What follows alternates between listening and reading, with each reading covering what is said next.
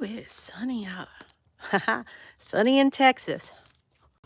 Oh, shit.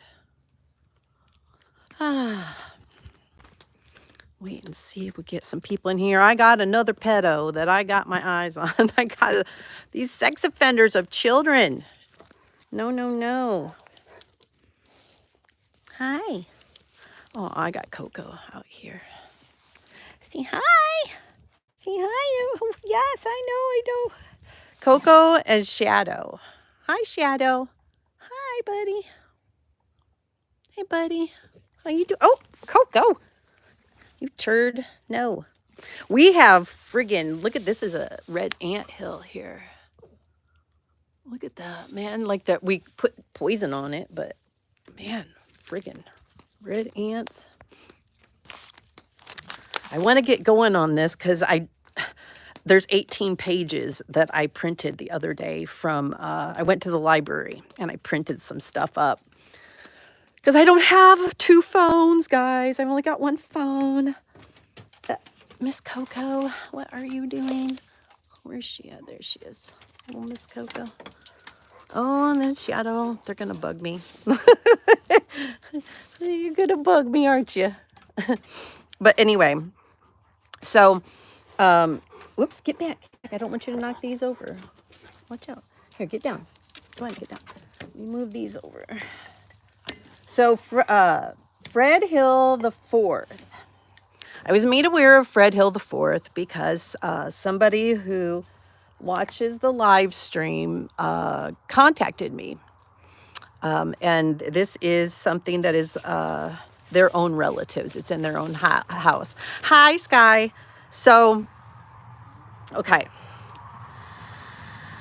So her grandsons are being forced by CPS to stay with, like, overnight visits without supervision with their father, who is on the sex offender registry. And I'll tell you about that in a second.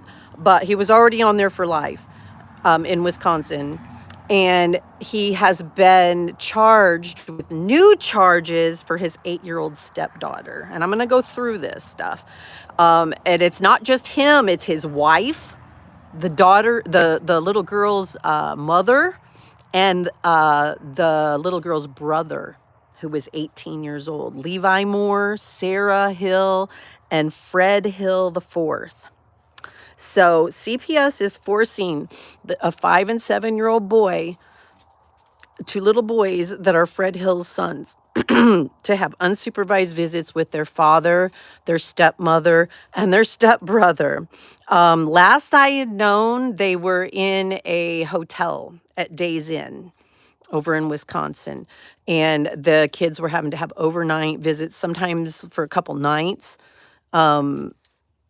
to... Okay, this doesn't make sense to me.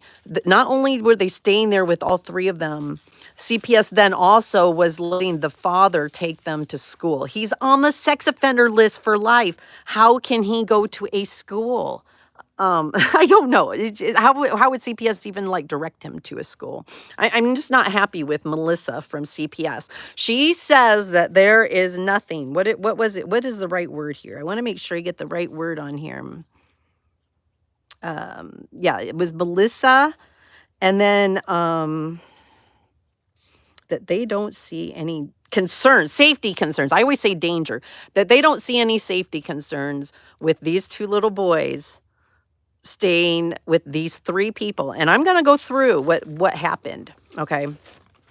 I printed off 18 pages here. And this is, I'll show you. This is, hopefully you can see that. This is Fred Hill. Okay. And all his little aliases. His case, the case number. Wait, let me make sure you can get that. There you go. The case numbers on there. Criminal complaint. So this is what I printed all this off. See? And I want to tell you.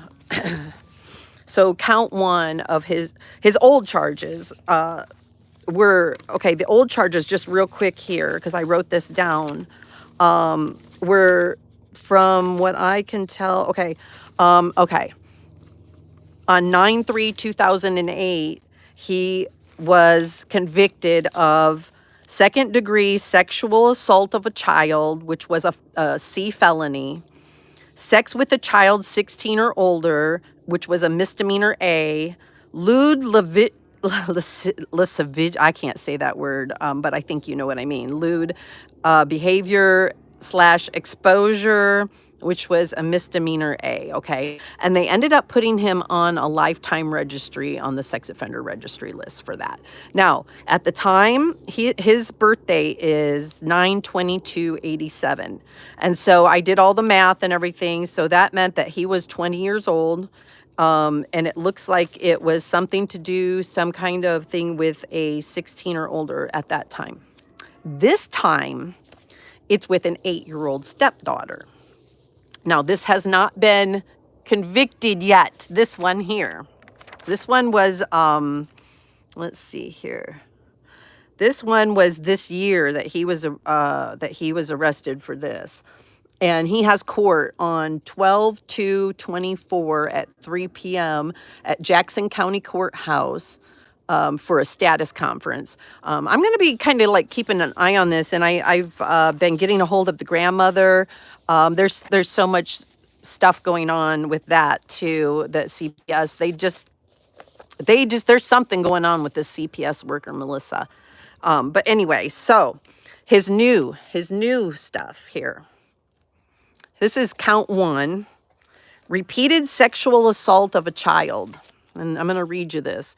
It says, the above named defendant on or about between March 25th, 2021 and August 1st, 2023 in the town of Albion, Jackson County, Wisconsin, did commit repeated sexual assaults involving the same child.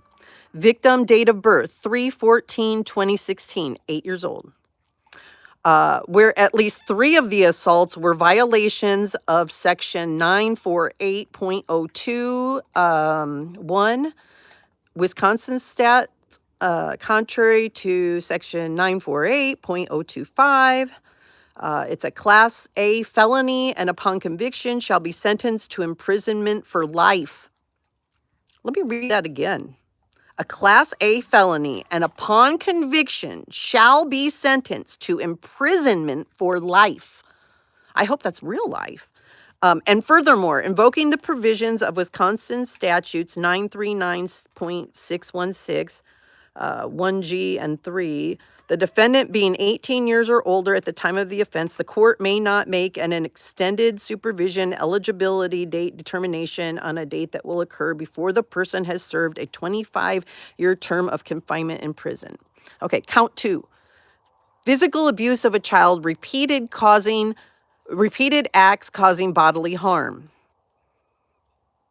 And again, same dates, in the same place, did commit repeated acts of physical abuse involving the same child, where at least 3 of the acts were in violation of these different statutes. Let's see. Okay, that's a Class E felony, and upon conviction may be fined not more than $50,000 or imprisoned not more than 15 years or both. Okay. And 3, there's 3 counts. Count 3 is cause mental harm to a child.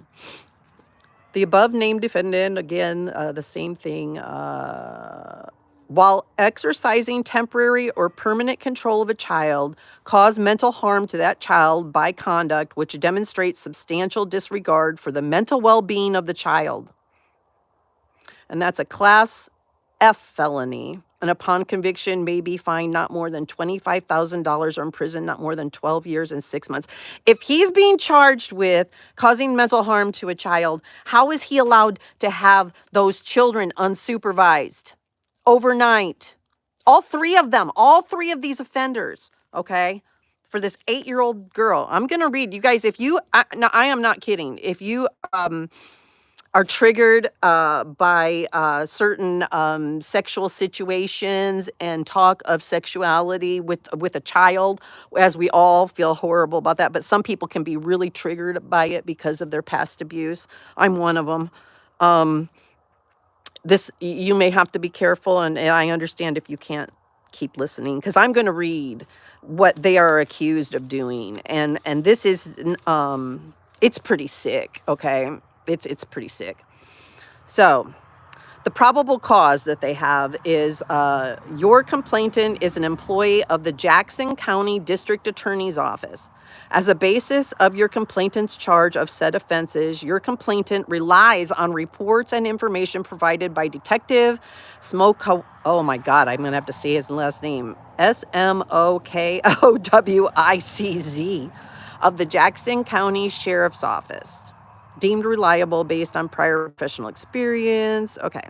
So these are the reports that are going to have the basis of the complaint. So what happened was, let's see. On March 20, 2024, Jackson County Human Services received a report of alleged sexual abuse to an 8-year-old female. And I'm not going to give out that address there. They don't even live there anymore, I don't think so. And that was in Jackson County, Wisconsin. So the Human Services forwarded a CPS report to the Jackson County Sheriff's Office, and I, Detective Janelle Smoko, I'm going to have to keep saying this stupid name, Smokowicz, the Smokowicz, that's just so weird. Okay, a little levity in this. Okay, was assigned to investigate the matter further with the Jackson County social worker, Danelle Ellingstad. Man, nobody just has like a really easy like Smith or anything here. Ellenstad. Okay. I reviewed the CPS report. For complete details, refer to the CPS report. Okay, so it says here the victim was 8. May be a victim of sexual abuse by her biological mother, Sarah Hill. Victim's biological father does not live there. I'm not going to say exactly where he lives. This is all stuff you can look up, but Sarah lives in Black River Falls, Wisconsin, with her husband, Frank Hill. And it was reported the victim was removed from Sarah's care due to concerns of sexual abuse and physical abuse by her stepfather, Fred. It was reported victim has been acting out in a sexual way with her dog and had been trying to walk around the house without clothes on. Victim disclosed to the reporter that Sarah, that's the stepmother, or the mother, I mean, would perform oral sex on her while she lived with Sarah.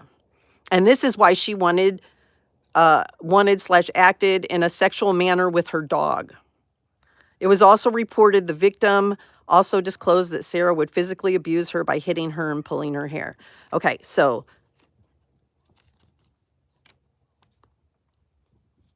she was with her dad. And it says it again later on down in here, but matter of fact, we'll wait because it does go on where it actually explains about the whole dog situation too.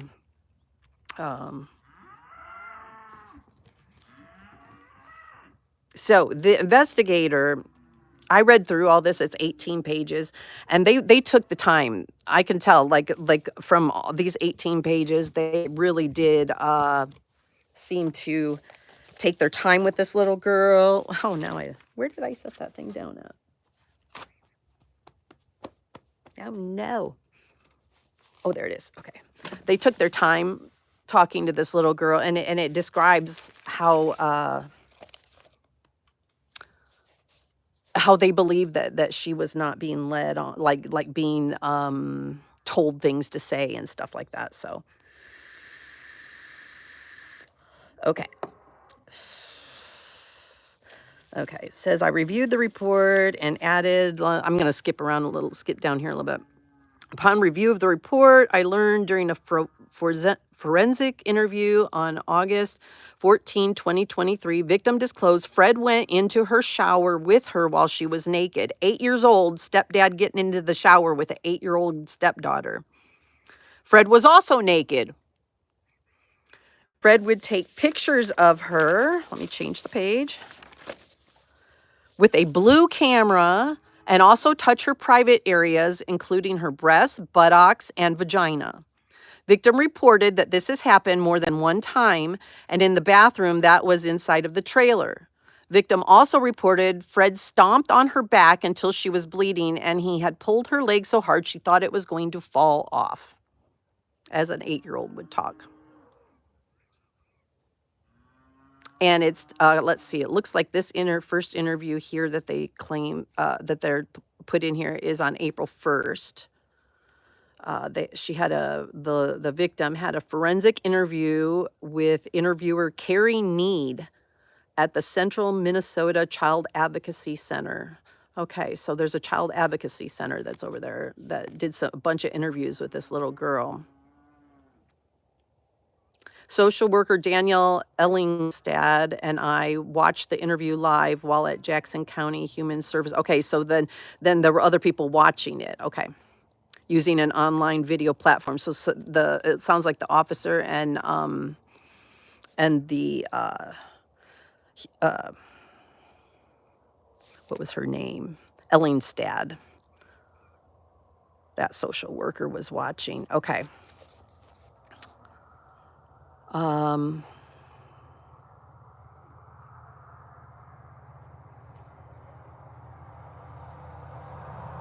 Flip-flops. Okay, let's see. Okay, she talks about how she talks to the victim and tells her, you know, that she can tell the truth. She's not in trouble, all that kind of stuff. Talk to her about her aunt's cat. So, I mean, she just talks about her some different things. So, okay, let's see. The victim was talking about her birthday party. I'm not going to give all the family names and stuff in here, but let's see here.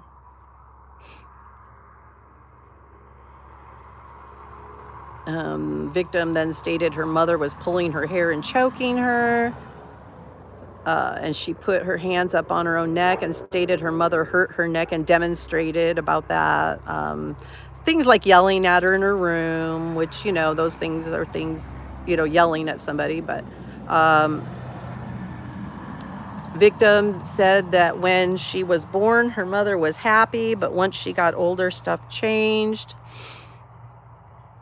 Okay, I'm just trying to get to where she had the accusations the little girl has.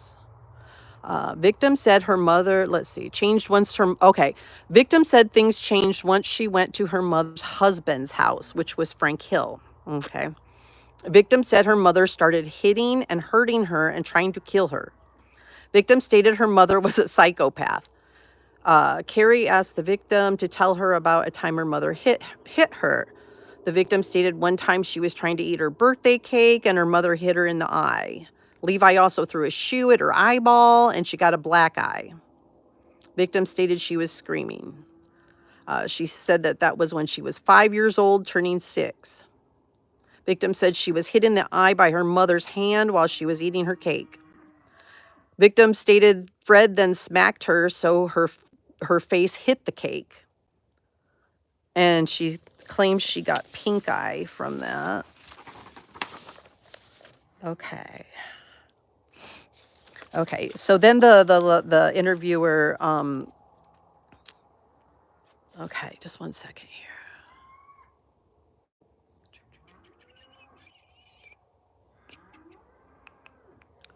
Okay. Let's see. Okay, so she asked her about the comment about her mother tried to kill her. The victim stated first her mother tried to kill Levi, which is her 18-year-old brother, by grabbing a hammer and trying to hit him in the head.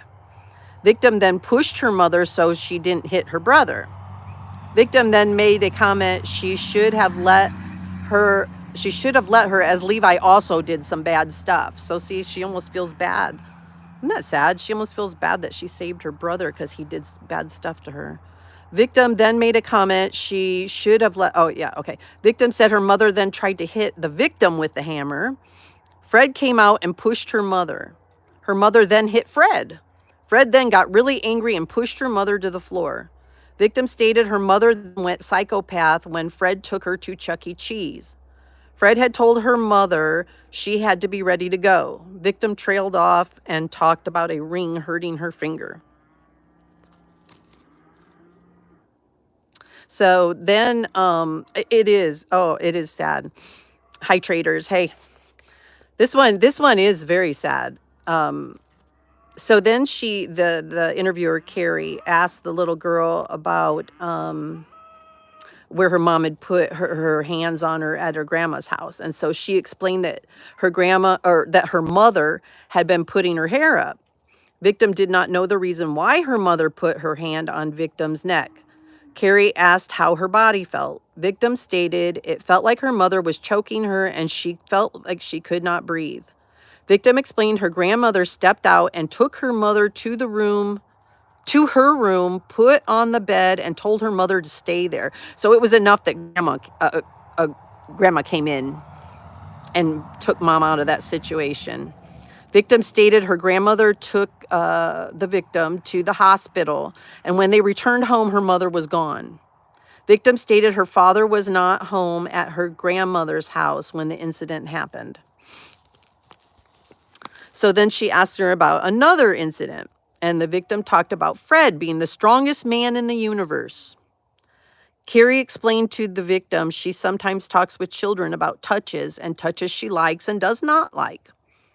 Victim explained a touch she liked to get was getting her back rubbed by teachers, father, grandmother, aunts, and papa. Victim stated she also liked a little bit of tickles. When asked, victim pointed to areas on her body her father had tickled to include her armpits, stomach, knees, and neck. Those are absolutely places where you would tickle your child. Carrie wrote what touches victim.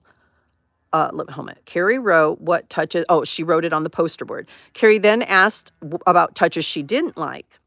Victim stated she did not like her privates touched. Carrie asked if that was a touch that had happened. Victim stated, yup. Was what? Was gets? I don't understand that. And this is Fred Hill IV.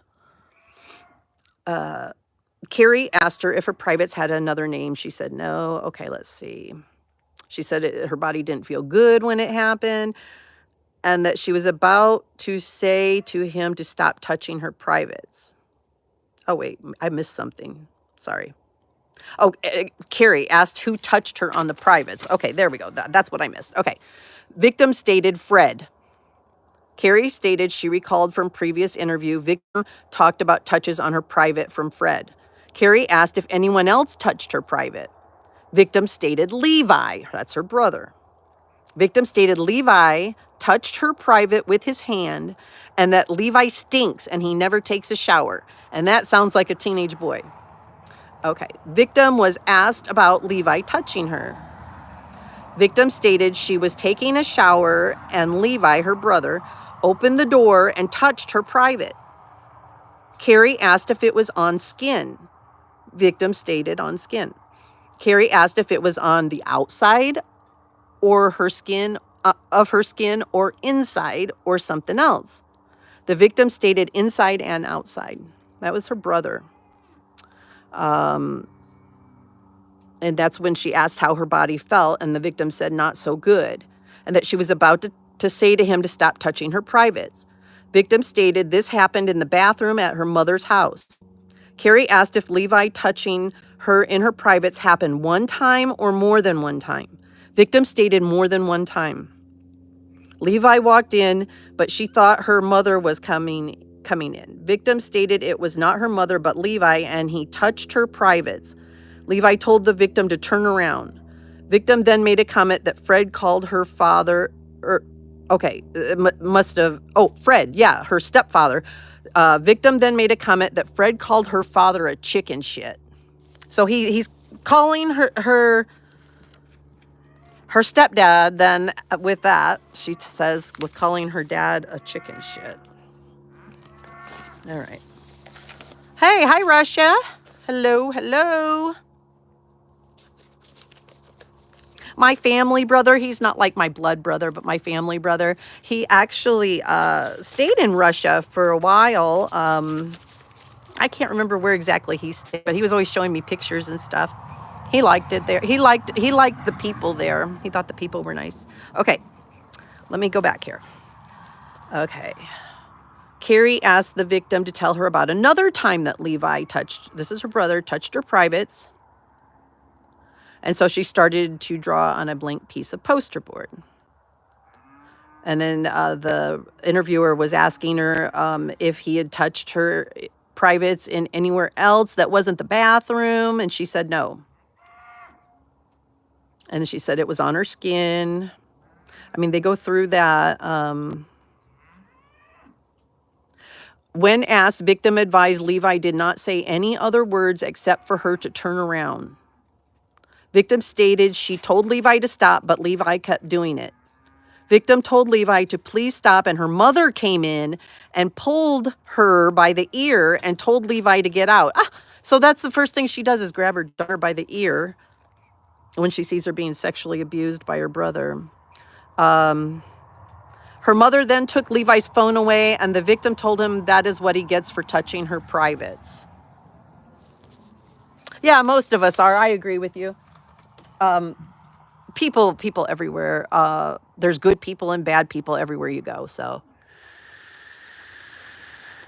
even though I do a lot of this with the sexual abuse of children and stuff, I still believe that most people are good people. That there's a lot of good people out there. We have to believe that. We just have to, because these monsters cannot be the only ones that exist. So let's see.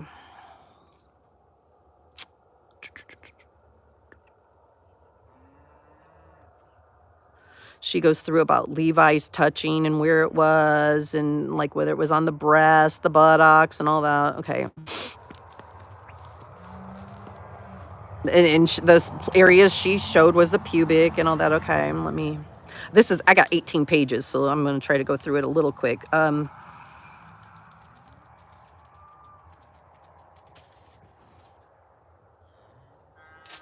Okay, so she asked the victim if there was any other time her mother had hurt her and made her feel sad, scared, confused, other than the time she talked about her mom choking and hitting her in the eye. And she said no. She asked the victim who she had talked to about this stuff happening, and the victim stated Mrs. B. I don't know who that would be. The victim said she told her what happened with Levi and pointed to the drawings. And she pointed to all the names that Carrie had drawn on the board of the offenders and said she had talked to her about them as well, whoever Mrs. B is. She would tell her about the fun stuff.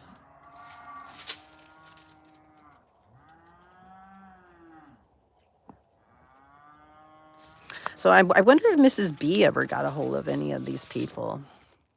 Whoever Mrs. B is. Maybe a teacher? That would sound like something like a teacher or something.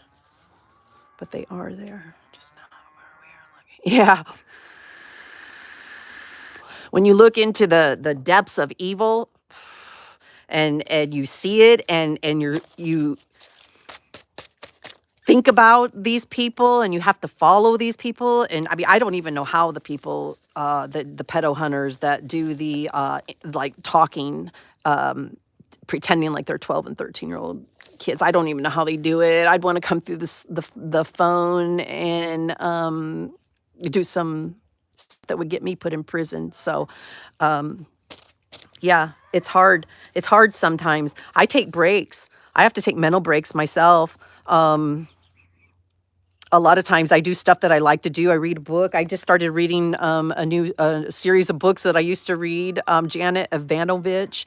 There's like a number series. I started up on 20. I think I've already read it, but I forgot it. But I mean, like, or I do something fun with Eddie, or just even disconnect from the internet and all that. Like for just, even if it's an hour, just go do something. Sit outside.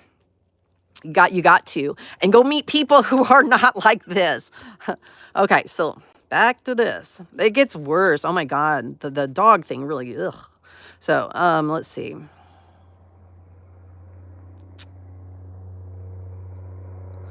Get back here.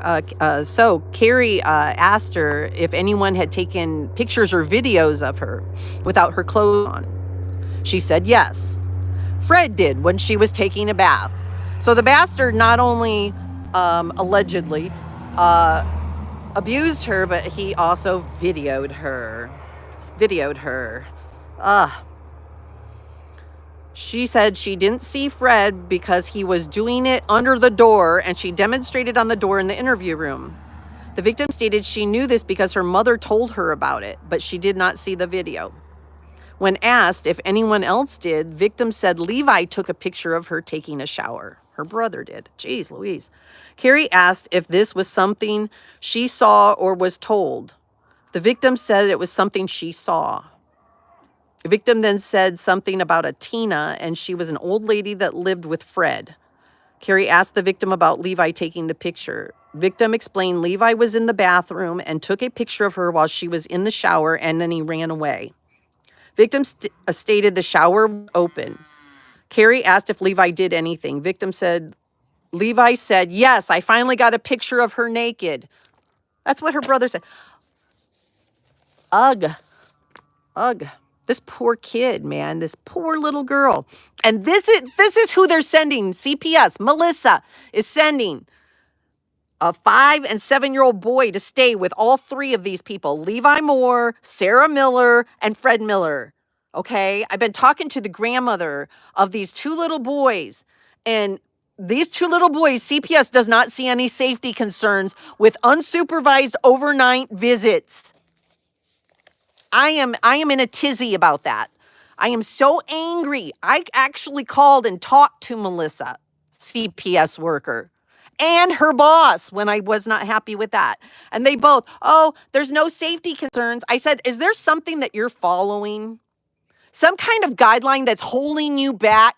Some kind of like rule or law that is forcing you to do this? And they said, no. I said, well, let me tell you, anybody with half a brain knows that there's a safety concern for these two little boys, okay? I told them that. Anybody with half a brain would know that there's a safety concern with these little boys being forced overnight visits. They were staying at a Days Inn with 2 bedrooms, and these two little boys were having to stay. They were forcing the mother to send her children with these monsters that did this to this 8-year-old. Hey, half pint. Thank you, traders. They have those two little boys living. It was so bad that they took this little girl out of the house. And as we're reading, we're finding out why, so bad that this little girl is now living with her biological father in another state. But the two little boys, they see no safety concerns for putting them overnight visits with all three of these people. Can you imagine being a mother and being forced to send your children overnight with people who have been, he's already on the sex offender registry. And then to have this shit, unbelievable. It's unbelievable to me. Unbelievable. If I could get to Wisconsin, I'm in Texas. If I could get to Wisconsin, you have no idea how many times I've wanted to just jump in my friggin' car and drive down to Wisconsin, because this man, Fred Hill, also works at a Baymont by Wyndham hotel in Onalaska, Wisconsin. He is the front desk, and they know that he's a sex offender, and they know about these charges. The court, I'm going to read this to you. The court actually had to make a ruling. I'm going to find it, which page it's on. They made a ruling. Here it is. This is the ruling by the court. Okay, I wrote it down. Can you hear the bulls? Oh, now they shut up. The bulls are being really loud. The bulls are pissed off too. The Texas bulls are pissed off. They're out there. Okay, this is the court, what the court said on his case now, today, or up to today. It says no contact. This is the court order. No contact with the victim and females under the age of 18, except incidental contact as required by his regular employment by Bayment Wyndham Hotel in Onalaska, Wisconsin, where he manages the main desk and replaces food at the breakfast area, as long as such contact is only incidental in answering questions from minors at those locations, and there will be no physical contact of any kind. So in other words, he can't talk to any of the he can't talk to any kids under the age of 18, except at work. If they ask him a question, he can answer the question. Unbelievable. I called on Alaska, Baymont. Ricky is the manager there. Ricky, yes. Oh, here we go. Ricky, yes. Ricky says, you see pedophiles at Walmart. That's what Ricky thinks. Ricky thinks it's okay for somebody like Fred Hill, sex offender list for life, and has these charges and this court order. He thinks it's okay that he has access to not only see the children that come in and have access to them at the hotel, but to have their parents' addresses, phone number, credit cards, all this stuff. He saw no problem with that. I tried to tell him. He says, you don't tell me who to hire. I'm like, good Lord, dude. Like, seriously, I told him, dude, you can't be having people like, he has access to all this stuff, you know, and these kids, and he's got this court order. He's a sex offender. He did not see a problem with it at all. He actually had the balls to tell me, let's see what I'm reading it, that only 21 and older are allowed to check in. So it's okay that he runs the front desk because you can only check in if you're 21 and older. So what's the problem? I was like, they bring their kids in with them. What don't you understand? They're giving a sex offender their addresses and their phone numbers and how many children they have. And who knows what other kind of he would have their car, what kind of car they drive, what their license plate numbers are, all their personal information. He'll have that information. For God's sakes, do not send your children down to talk to the front desk person at a hotel. Please. Anybody that works at a hotel, I guess, do not just tell your children to ignore anybody that works there. I am just, that's sickening. What do? I'd love to be out in front of that hotel with a sign that says that they hire, there's a sex offender working your front desk, you know, they hire sex offenders of children, you know, but see if they get anybody that really wants to go into their hotel anymore. I'd also like to stand in front of CPS and give them a hard time too, but I'm too far away. It's awful. Okay, let me get back to here. Okay, I'm only on page 6. Let's see. So I'm going to have to, as much as I can. Okay, the victim, okay, about the pictures and video. Okay. So her brother goes, yay, I finally got a picture of her naked. That is not normal behavior for a teenage boy to be wanting to take naked pictures of his little sister and all this shit that he's doing to her. Okay. So the interviewer, Carrie, asked if he used a camera or a phone. The victim said that Levi used his phone, and it was just a phone. She could not provide a color or anything else. She said they were talking earlier when Levi touched her on the vaginal area and asked if she was sitting down, standing up, or something else. Victim said she, and then the lady asked her that. Okay. And victim said she was standing up. Carrie asked about the time the victim was changing her clothes and Levi came into the bathroom. She asked if she was sitting up or standing up. The victim said, already told her that she was standing up. Let's see.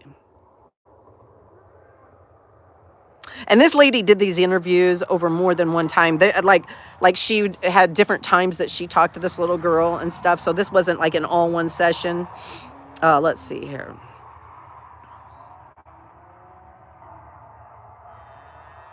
Oh, yeah, that's exactly what she says here.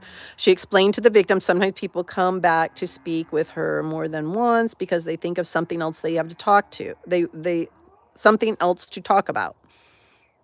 So she provided her a piece of paper that had her contact information so she could contact her if she wanted to speak to her about anything. And they concluded their interview. And then here was another interview. Here's where, okay, this is on April 10th, 2024.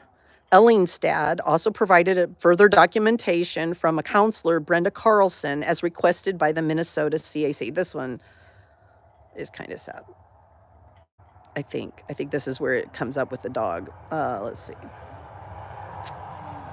So this was a session with the victim. I was meeting with the victim and her father. When I arrived, her father stated he needed to discuss something that had happened earlier in the day. Which he was very upset about. The victim became dysregulated and began to struggle in her father's arms, stating she didn't want to talk about it. I encouraged the victim to sit next to me and we could talk about whatever was going on. The victim did sit next to me and appeared very frightened. I asked the victim if she wanted to tell me or if she preferred to have her dad tell me. Victim stated, my dad, because I don't want you to be mad at me. That's typical. I expressed to victim that I was not going to be mad and that I was spending time with her to help her. And nothing she does or says will make me angry. The victim was still very stressed and allowed her dad to tell me what happened earlier in the morning. Okay. So her father said the victim had come out of her room wearing the same clothing she had worn to school the day before. I'm trying not to say his name because it's the name of the father's in here. Her father told her to go back to her room and change. Father then stated she was in the room for an extended period of time and went to the room to check and see what she was doing so she wouldn't be late for school. Father stated that when he opened the bedroom door, trigger warning, he observed the victim to be butt naked, laying on the bed with the dog between her legs. I confirmed what Dad was implying, and he confirmed that the dog was licking victim between her legs in the genital area. I asked the victim if there was a reason for her to have the dog do this to her, and she blurted out, my mom used to do that to me. I asked her mom used to do to better understand what she meant. Victim then pointed to her genital area and stated, my mom used to lick me down there, still pointing at her genitals. I discussed the situation with the father and victim and expressed that oftentimes when children have been sexually abused, their bodies respond involuntarily regardless of why, and she may not understand why she was wanting that sensation to occur again. And then she went through a bunch of safety planning for the dad to follow and stuff, so. Monkey ass, hey. We could call all the rooms. Yeah, no shit. We got to do something, man. Call Ricky. Do I have Ricky's phone number here? I don't think I wrote the phone number down. It's Baymont by Wyndham on Alaska. He is not a pleasant person. And I think he's from India because I could tell by the accent. And the lady that answered the phone the first time was from India. And I bet you they're family because she was very unpleasant also.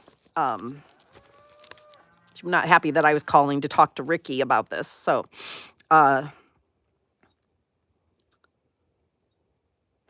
we could book all the rooms.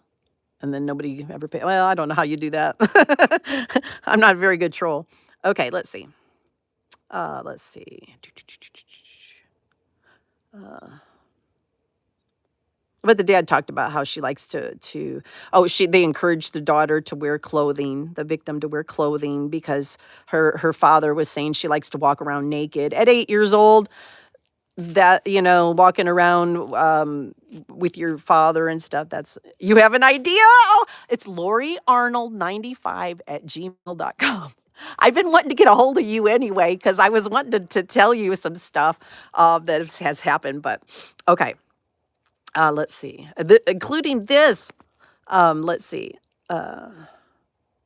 Okay, she was playing, let's see.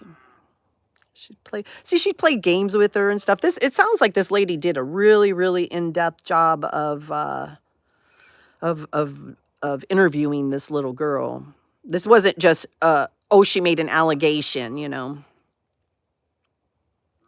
Let's see. The victim has a lot of trouble staying focused and getting ready for school on time. Yes. So she took her to school. And then she started telling, the victim brought up her mom and said that when I was living with my mom and Fred, my mom would like me down here. And she pointed to her genital area. I asked her if she was dressed or naked. Victim stated, my mom would, hold on, gotta change pages. My mom would take me in her room and undress me. I again asked her if she was dressed or if she was naked. Victim said she was naked, and my mom would smush me when she laid on top of me. I asked the victim if her mom was dressed or if she was naked too. Victim stated her mom was naked and she would get on top of me and smush me and rub all over me. Then she would lick me down there. God, that's so sick. Again, pointing to her genital area. I want to be very clear how I feel about female sexual abusers of children. They deserve the same thing the men do. And I'm tired of people being easy on these women. If you abuse a child, I don't care what gender you are. You deserve death penalty. That's my opinion. At the very least, you do not deserve to be around our children ever again. And women are just as bad as men. And there's a lot of boys that have been sexually molested by men and women. We're not safe from anybody. Okay. Back to her mom. I know, I do too, traders. I know. I think it's because society treats them differently. And a lot of times people do. And it probably just makes me even angrier than I already am. And it's my gender. And like, so now it's on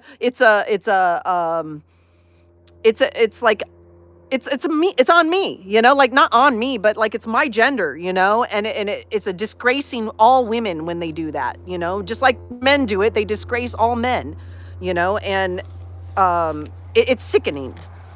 And it's maybe even worse in some ways because women are supposed to be the nurturers.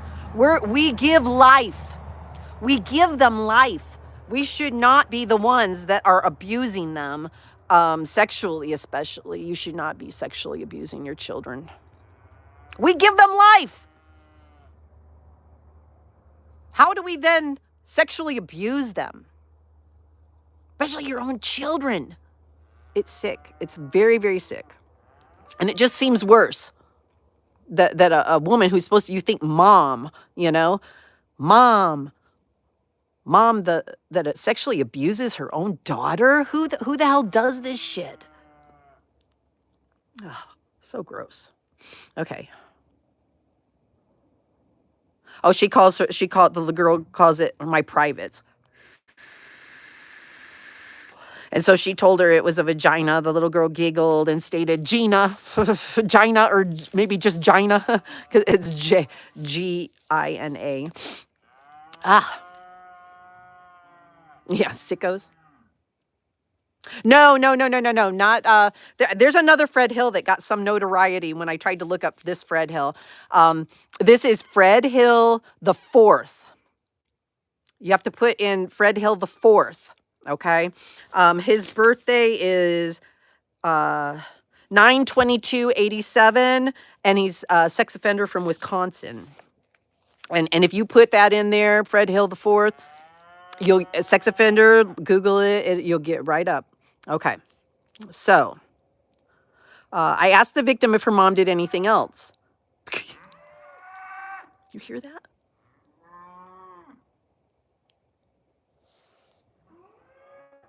Down in the back.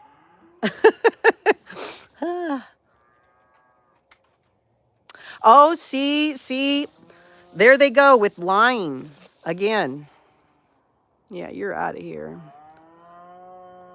What's really sad is that, let's see. This is how bad that people who will protect and enable pedophiles are.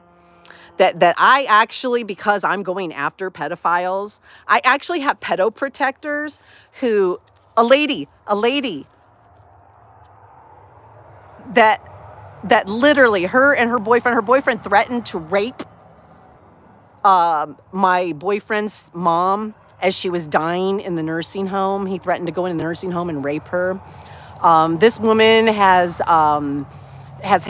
like not only let a pedophile, Marcus Kopak, live stay around her children. She has reportedly had sex with him too. There's just so much that these people, they're so bad, and they're part of that 1776 restoration movement. And they literally are trying to tell people that I masturbated supposedly in front of children and stuff at the People's Convoy.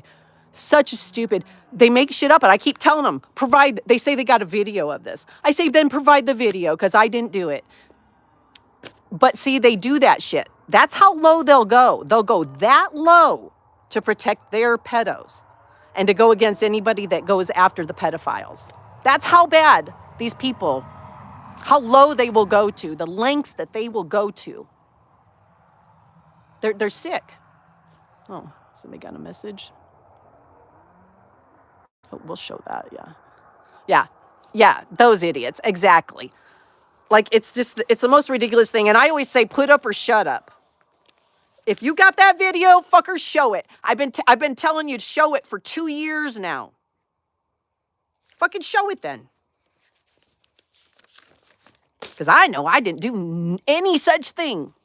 Okay, now back to this. Because they're in here trying to cause more trouble. It's craziness. This is what happens when you go after pedophiles. You end up with protective orders because people don't want you protesting them or telling people that they let pedophiles live with children. It's the most ridiculous shit. But it's amazing how far not only the pedophiles but their enablers will go. Okay, let's see. Okay, so she asked if her mom did anything else. She looked down, not able to keep eye contact, and slowly stated that her mom would put her fingers in there too. Oh, God. I asked the victim to explain to me where, and she giggled, stating, in my gina, and then changed the word to my privates.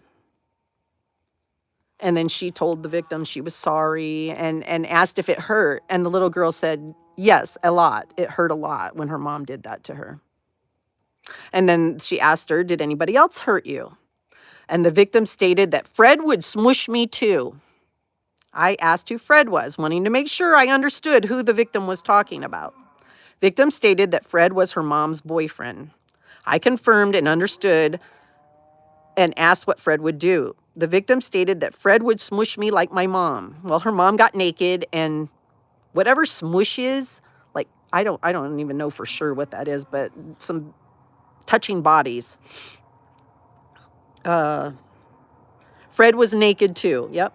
I asked if Fred did anything else, and she again looked down and appeared ashamed, stating he would put his privates up to my face and rub it on my face.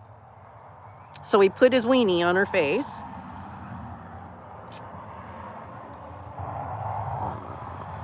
I asked if he did anything else. She stated he would push it in my mouth and tell me to lick it. This is who is running the front desk. This is whose sons are staying with him and these other two people without any supervision overnight. At this time, the victim said she didn't want to talk about it anymore. And I said, then we should get going to school. This was on the way to school. This little girl's dealing with this shit on the way to school. All right. And see, there's a lot of times this lady Okay, so this was, she was at the home, at the girl's home with her dad. Oh, and then to school.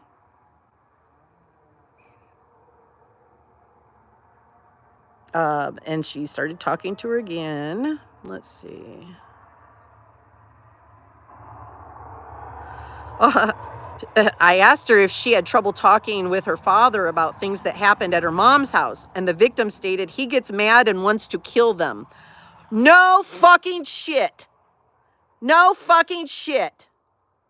Can you imagine finding out that this man and your ex and I don't know if that's his son or not, but that they were molesting your little 8-year-old girl? What you'd want to do? Huh.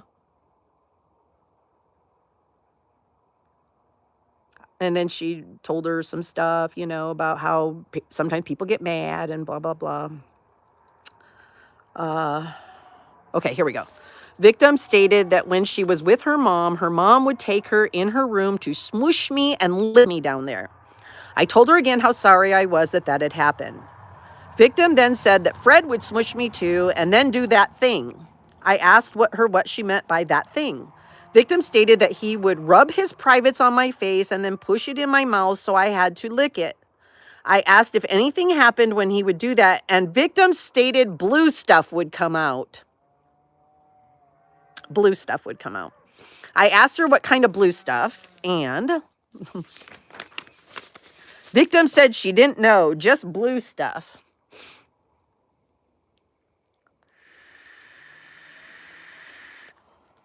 Well, us adults know what that was. Okay. I asked the victim if Fred ever did anything else. The victim stated that he would put his fingers down there, pointing to her genital area. I confirmed that she meant in the vaginal area. I asked if he did anything else. She said that he would put his private in my privates and it hurt bad. I again told the victim I was sorry that she was hurt. Let's see. So she did. She stated that he actually raped this child. Let's see. Yeah, I figured that's who that was, Tricky Trixie. That's what I said. I was telling people, they come in here and they everywhere I go that I see them, I call them out. And so they try this stupid shit with me all the time. It's so dumb. It's like, come on now. Okay. Anyway, let's go back here.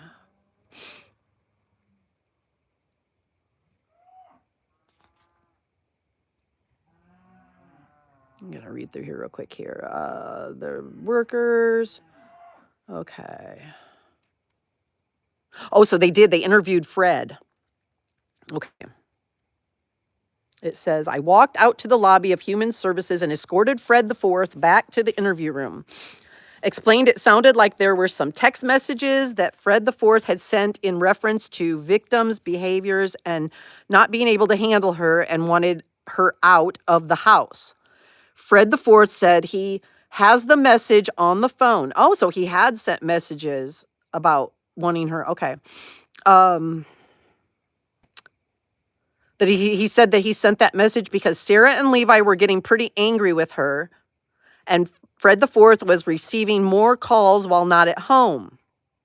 So he was getting phone calls from his wife and his stepson about his stepdaughter. He stated between us, he doesn't feel the victim should be with her mother or with her father, as if he has any say in that.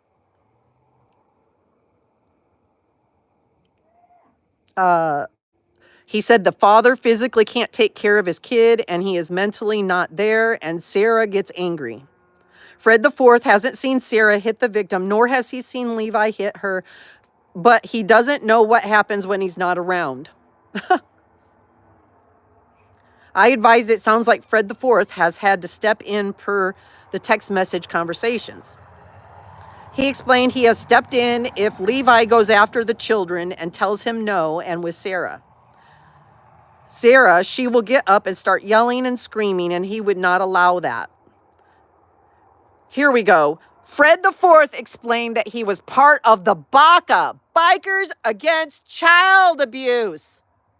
And he has been part of that for over 20 years. Please say it ain't so. Baca, tell me you do not have a convicted sex offender of children in your organization.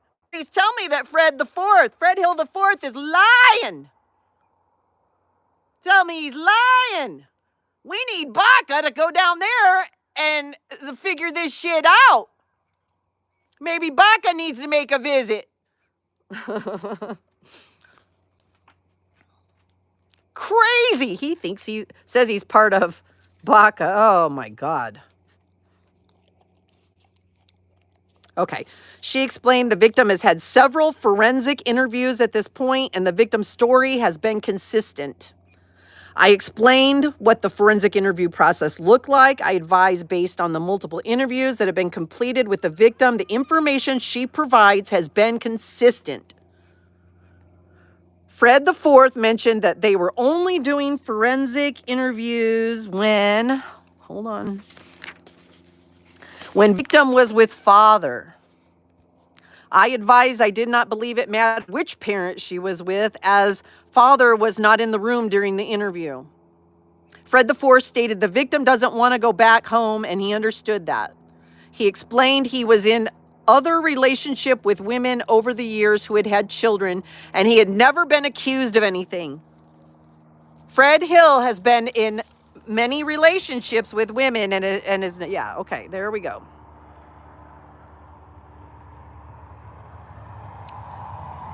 It's outrageous literature. Yeah, it is sad that they have to, but have that many interviews and stuff, but it's necessary because you can't just take, oh, they said it and then just, it's automatic. You have to do some investigating and make sure that everything is consistent, that there isn't a parent that's trying to lead a child to say things or, something like that. They have to do their due diligence. And I feel like this woman has done that. I explained if something did happen, the child or children may not have reported it, as sometimes children didn't report. Fred Forrest stated all this crap was coming up because people found out about his criminal history. Always got to blame it. So he's saying this is just because that people found out about his sex offender history.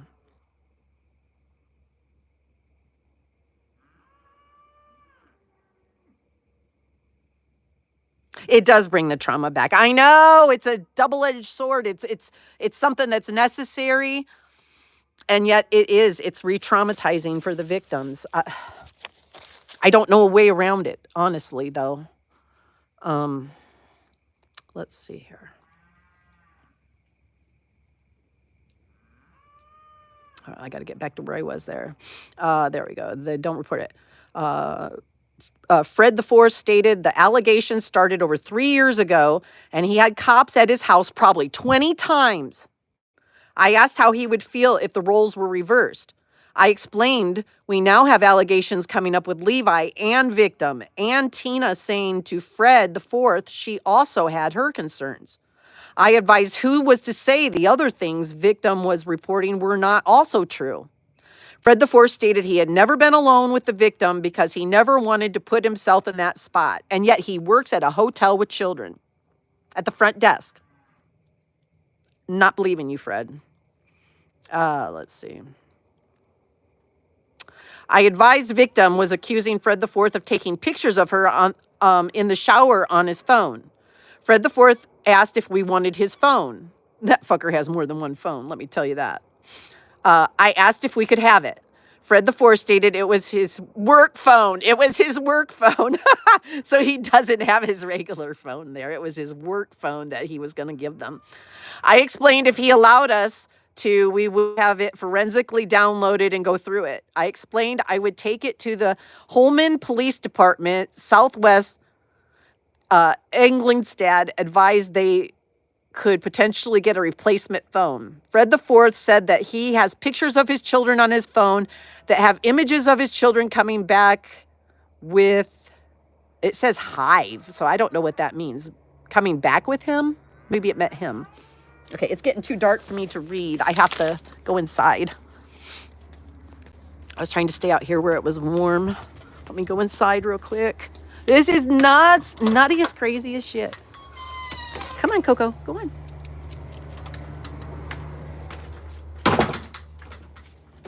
I mean, I just cannot imagine. Um,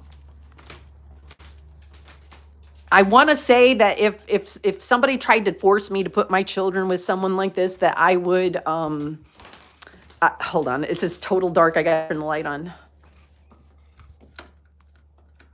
Okay, I would like to say that I would tell them a big fuck you and not do that.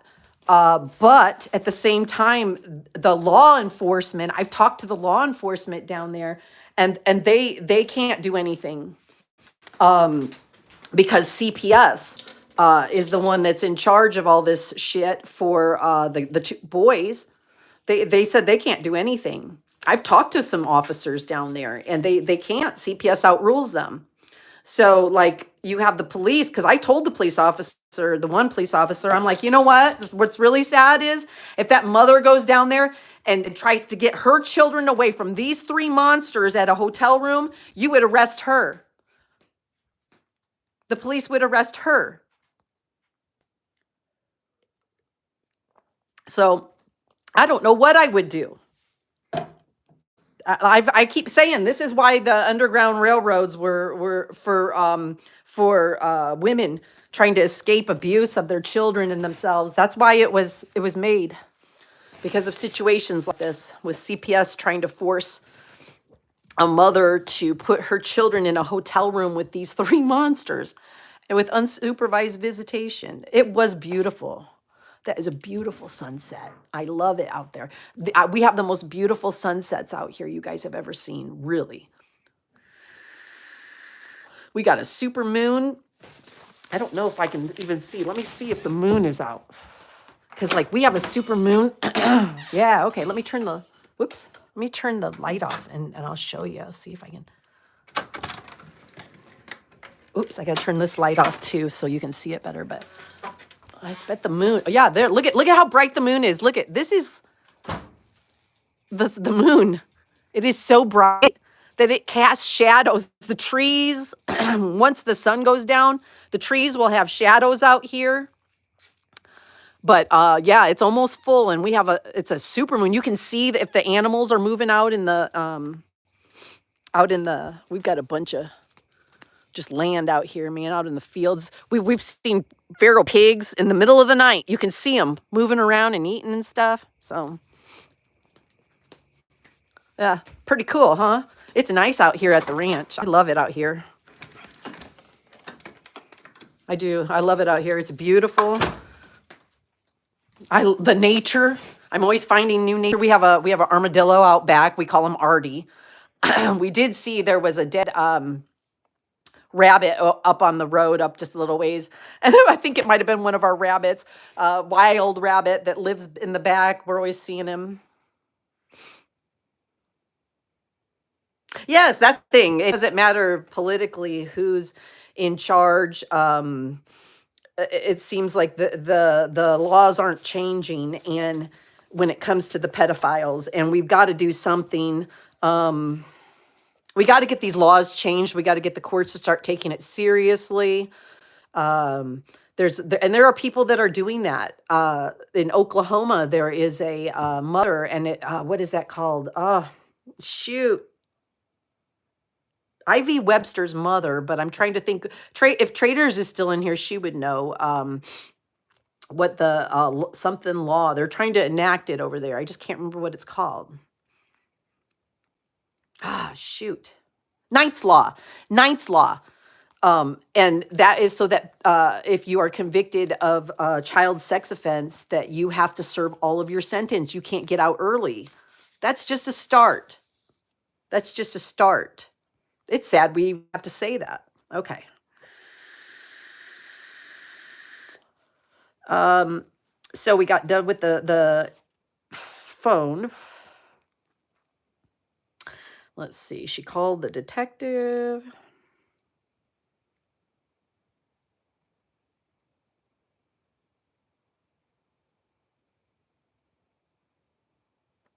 Okay, so she's talking about his phone. She wanted him to take his phone down to And then he could drop it off and they download some stuff and do their forensic search, and then they would give it back to him.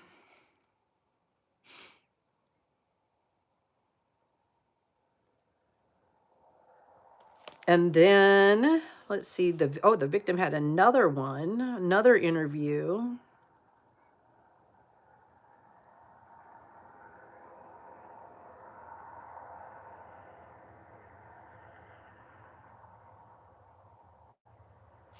Their birthday. Oh.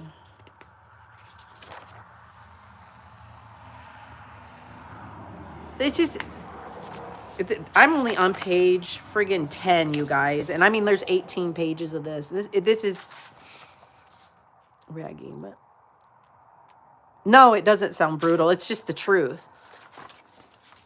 It's just the truth. And honestly, we're going to need both political parties. We're going to need the Democrats and the Republicans together on legislation for pedophiles. And it really comes down locally in your own states. I think really the states each have power, and we need to get our local laws, our local courts, our state courts. We need to get them really, really, really, we need to make the laws firm. We need to make sure the sentences are right. There's just so much that we can do. So let's see, they have to be put on, sometimes they don't even put them on the sex offender list, or they don't keep them on there for life. So, but that's just, there's a few more pages of this. I'm going to cut it off there. Eddie just got home. Little Miss Coakley. She's excited to see her daddy. But I wanted to let you guys know how serious this is. This is not right. And these little boys are being kept, being forced to have overnight visits with all three of these people: Sarah Hill, Fred Hill IV, and Levi Moore. We have to do something. We have to do something. I don't know. I will say, like I said, I called. Let me see if I can find the paper here. I called, oh shoot, where did that paper, this isn't the one. I bet you I dropped it out there. But I called Melissa and talked to her, the social worker. Oh, here it is. Okay. Is this it? No, sorry. But I talked to her and they don't see any problem. Do you guys think that's okay that these boys are being put with these three people unsupervised with these charges and this interview? Like, they had access to this, and that he's working, that Fred Hill is allowed to work with his other sexual offender conviction, and this, that he's allowed to work the front desk at a hotel. He has, his next hearing is 12/2/24, 3 p.m., Jackson County Courthouse, for a status conference. I'm going to try to keep up to date on that. I've been talking to the grandma.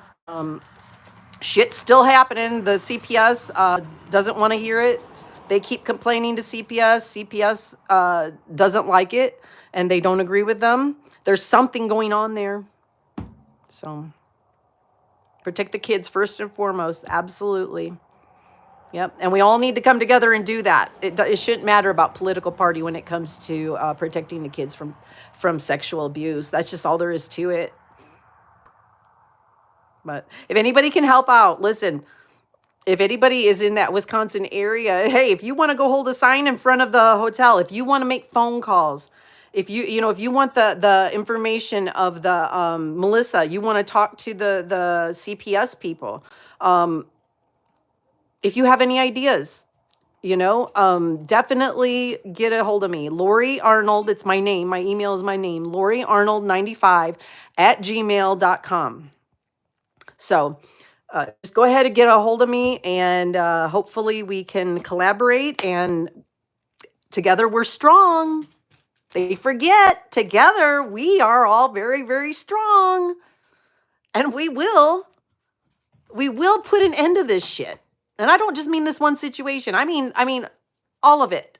We may not be able to stomp it out pedophilia out totally, but we're going to stop this shit. We're going to stop this shit just being normal and all these kids being abused and letting these abusers back into our society around our children again, and our children being forced around these abusers. And in order to do that, we have to stand together. So I hope you all have a good day, and peace out. See you later. Oh, let's see if I can figure out how. I always forget. I make fun of other live streamers that do that. They can't find where their off button is. And then I do it too. So anyway, bye.